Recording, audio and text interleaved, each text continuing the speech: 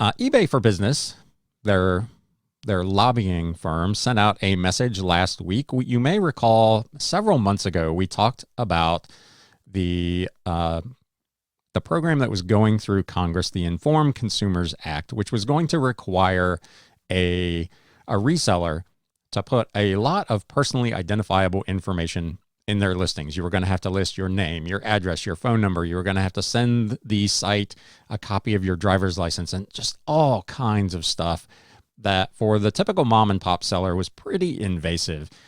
eBay and some of the other reselling platforms had been lobbying against the big retailers, the big box stores who were pushing this to try to, they say, level the playing field. I say to further dominate the playing field. But nonetheless, eBay sent this message out that the Inform Act has been updated, and a lot of those more heinous requirements, at least in the current version of the bill, have been removed. The highlights of the updated Inform Act include the removal of the burdensome requirements. Marketplaces would no longer be required to collect sellers' driver's license and other unnecessary information as a means of verifying who each seller is and how to contact them.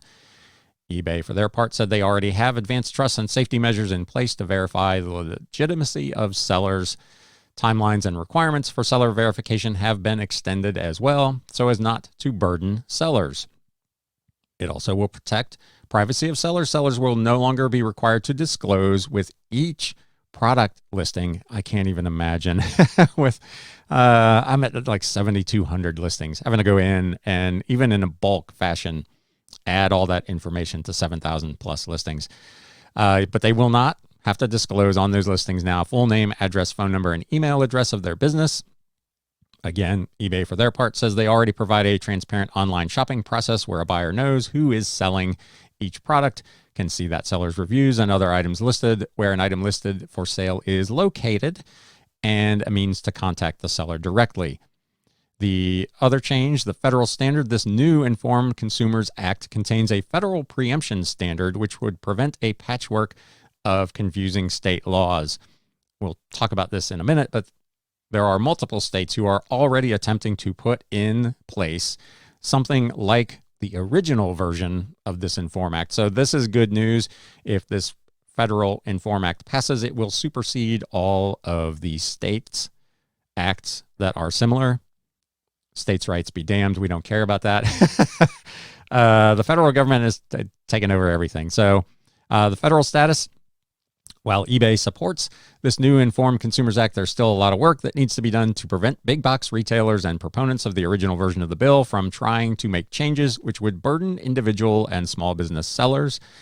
And for the state's status, legislation mirroring the federal Informed Consumers Act has been introduced in 18 state legislatures this year.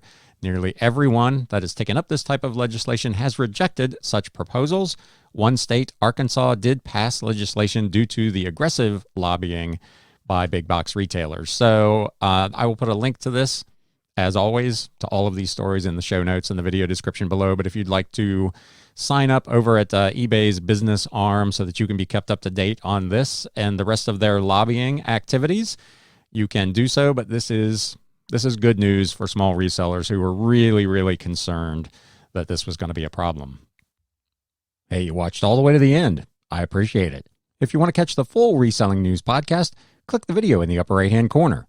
To never miss a show, you can subscribe down below.